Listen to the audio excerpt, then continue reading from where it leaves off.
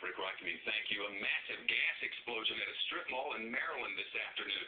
9 people hurt, including 8 firefighters. The explosion happened right next to a pregnancy center, and we've just gotten new video from emergency workers.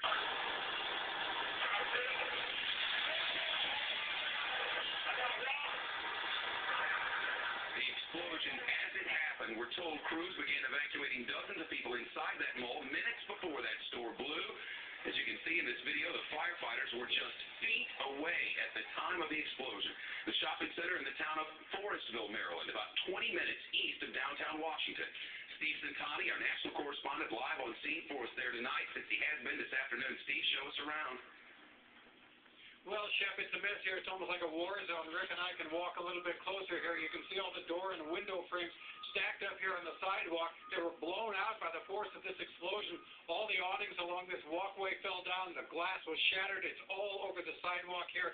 Emergency crews came and made sure the buildings were clear and nobody else was inside. They did check and make sure nobody was trapped inside. So everybody got out safely. About 45 people were evacuated safely just before this thing blew up in a fireball this afternoon around 1:20 p.m.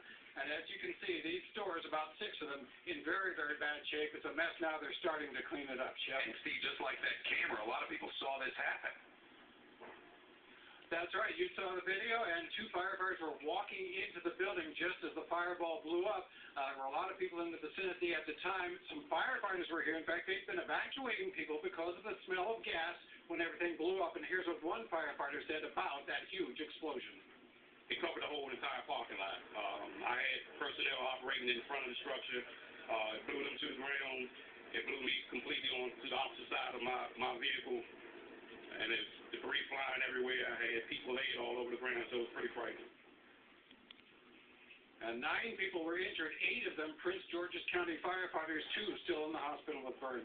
Steve Centani live on scene in Maryland. Well, he has admitted